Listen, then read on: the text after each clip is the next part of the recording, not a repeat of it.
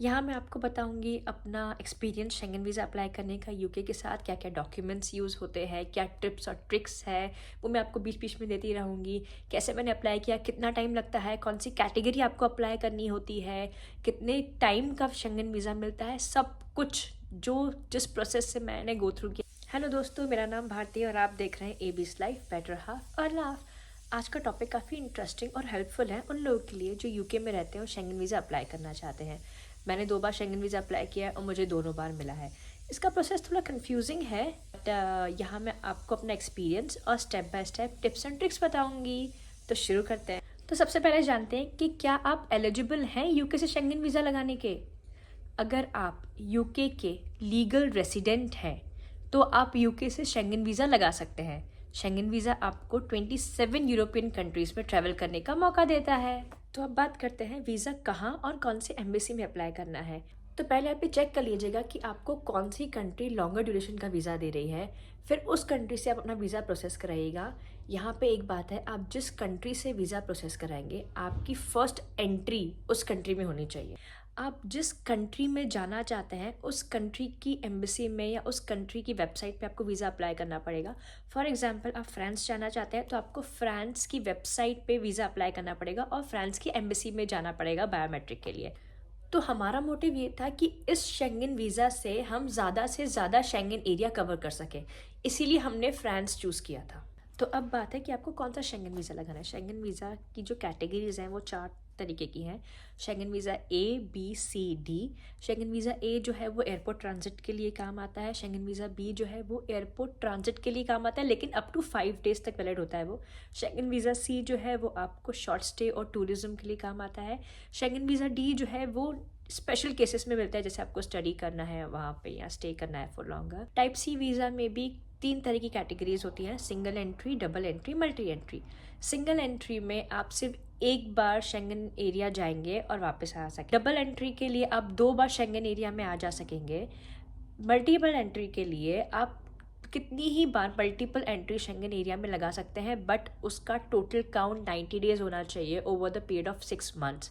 So for example, अगर आप France जा रहे हैं 5 दिन के लिए, उसके बाद 5 दिन के लिए जर्मनी जा रहे हैं, फिर 5 दिन के लिए स्पेन जा रहे हैं, तो it will count 15 days in the 90 days. Okay, आप 90 डेज तक कवर कर सकते हो over the period of 6 months. Schengen visa की वैलिडिटी क्या होती है? शेंगन वीज़ा की वैलिडिटी 6 मंथ, 1 ईयर, 2 ईयर होती है। मुझे दोनों बार 6 मंथ का शेंगन वीज़ा मिला है। तो आइए देखते हैं डॉक्यूमेंट्स कौन कौन से यूज़ होंगे शेंगन वीज़ा अप्लाई करने के लिए। सबसे पहले तो पासपोर्ट आपका वैलिड होना चाहिए, उसमें 2 ब्लैंक पेजेस होने चाहिए और उसकी वैलिडिटी 3 महीने तक होनी चाहिए वीज़ा अप्लाई करने के बाद। आपके पास passport size, recent passport size photographs होने चाहिए जो कि शेंगन फॉर्मेट में होने चाहिए। उसके बाद आपके पास बीआरपी कार्ड होना चाहिए। उसके बाद आपके पास होटल्स और आपकी फ़्लाइट की रिटर्न टिकट होनी चाहिए। पूरी आइटिनरी आपकी प्लान होनी चाहिए, वो आपको वहाँ सबमिट करनी होती है। आपके पास बैंक स्टेटमेंट्स होने चाहिए लास्ट 3 मंथ्स के। आपके पास आपकी सैलरी स्लिप्स होनी चाहिए लास्ट 3 मंथ्स की। और आपको चाहिए ट्रैवल इंश्योरेंस, जो कि सबसे इंपॉर्टेंट है। ये ट्रैवल इंश्योरेंस आपकी पूरी ट्रिप को कवर करना चाहिए और इसका मिनिमम कवर होना चाहिए 30,000 यूरोस। आपके पास आपका एम्प्लॉयमेंट लेटर या स्टूडेंट लेटर होना चाहिए जो आपका स्टेटस कंफर्म करे। अब यहाँ पे हमारे साथ क्या हुआ था, जब हम फर्स्ट टाइम गए थे हमें नहीं पता था बहुत सारी चीज़ें, तो वहाँ पे उन्होंने हमसे कहा था कि जिस जिस कंट्री में आप पहले एंटर हुए हैं, जिस जिस कंट्री का स्टैंप लगा है, उस स्टैंपिंग की भी हमको फ़ोटोकॉपी चाहिए। तो हमने फिर वहाँ जाके, हम यहाँ से लेके नहीं गए थे फ़ोटोकॉपीज़, और हमने वहाँ जाके फ़ोटोकॉपीज़ कराई थी। यहाँ मैं आपको एक ट्रिक दूंगी कि प्लीज़ जितनी भी फ़ोटोकॉपीज़ है, जितने भी प्रिंट आउट्स हैं, अपने घर से ले जाइए, क्योंकि आप वहाँ जाएंगे तो फर्स्ट वहाँ बहुत कॉस्टली होगा और सेकंड वहाँ बहुत लंबी लाइन होती है, आपका टाइम वेस्ट होगा वहाँ पे। अगर आपके साथ कोई माइनर ट्रैवल कर रहा है, कोई बच्चा ट्रैवल कर रहा है, तो प्लीज़ उसका बर्थ सर्टिफिकेट ले जाना मत भूलिएगा। यहाँ मैं आपको एक टिप दूंगी, ये सारे डॉक्यूमेंट्स प्रॉपरली प्रिंटेड और अरेंज्ड होने चाहिए। आप एक फ़ाइल में ले जाइए अरेंज। अगर आप 2 जने जा रहे हैं, 3 जने जा रहे हैं, तो तीनों की अलग अलग कॉपीज़ ले जाइए, बिल्कुल अरेंज फॉर्मेट में।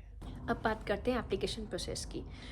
तो आप जाएंगे टीएलएस कॉन्टैक्ट पे, जो आप मेरी स्क्रीन पे देख रहे हैं, या आप सिलेक्ट करेंगे आप कहाँ से वीज़ा अप्लाई कर रहे हैं। अपने केस में जैसे यूनाइटेड किंगडम है, यूके, और हम कहाँ जा रहे हैं, जैसे फ्रांस है। उसके बाद आप गो पे क्लिक करेंगे, आपको स्क्रीन पे ले आएंगे जहाँ पे आप अपना बायोमेट्रिक का सेंटर सेलेक्ट करेंगे। हमारे केस में लंदन था। यहाँ पे 3 ऑप्शन हैं, एडिनबरा, लंदन और मैनचेस्टर। उसके बाद आपको ये इस स्क्रीन पे ले आएंगे, जहाँ आप जैसे स्क्रॉल करके नीचे जाएंगे आपको लेफ़्ट हैंड साइड पे फ्रांस वीज़ा फॉर्म की लिंक दिखेगी।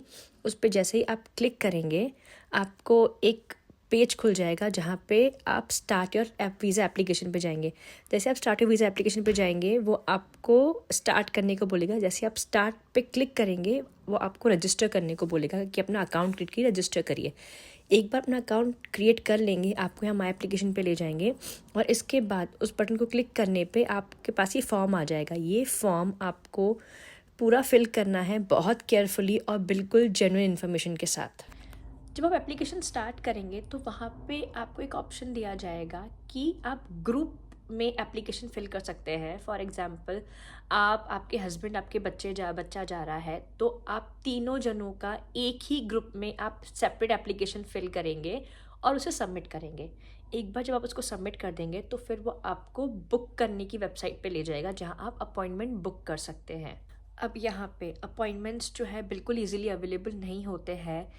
मैं लकी थी, मुझे दोनों बार विदिन 2 डेज़ में अपॉइंटमेंट मिला है। यहाँ पे कुछ प्रायोरिटी अपॉइंटमेंट्स भी होते हैं जो थोड़े कॉस्टली होते हैं, अराउंड 200 पाउंड्स के करीब होते हैं। लेकिन फ्रांस जो है हर दिन अपने न्यू अपॉइंटमेंट्स के स्लॉट ओपन करता है, तो मेक श्योर आप जाएँ और चेक करें एवरीडे कि कोई कैंसिलेशन तो नहीं है, कोई नए स्लॉट्स तो नहीं खुले हैं। जनरली फ्रांस में मिल जाता है ईजिली, जो से ये मेरा एक्सपीरियंस है। अब बात करते हैं वीज़ा के कॉस्ट की। तो वीज़ा की कॉस्ट पर अडल्ट है 80 to 90 पाउंड्स। लेकिन अगर आपका बच्चा है और वो 6 साल से कम उम्र का है तो उसकी कोई कॉस्ट नहीं लगेगी। तो जब आप एम्बेसी में जाएंगे अपने सारे डॉक्यूमेंट्स लेके और वीज़ा फ़ीस लेके आप वहाँ सबमिट करेंगे, उसके बाद वो लोग आपका बायोमेट्रिक लेंगे और आपकी डिटेल्स कैप्चर करेंगे वहाँ पे। एक बार बायोमेट्रिक हो जाता है उसके बाद विदिन 15 डेज़ में शेंगन वीज़ा आ जाता है। मेरा दोनों टाइम विदिन 15 डेज़ में शेंगन वीज़ा आ गया था। 15 वर्किंग डेज़ की बात कर रही हूँ मैं यहाँ मैं कुछ आपको टिप्स दूंगी। अपनी जितनी भी ट्रैवल आइटिनरीज़ हैं, आपकी ट्रैवल बुकिंग्स, आपकी होटल बुकिंग्स, आपकी फ़्लाइट बुकिंग्स, सबको जेन्युइन रखिएगा। प्लीज़ फेक मत दिखाइएगा।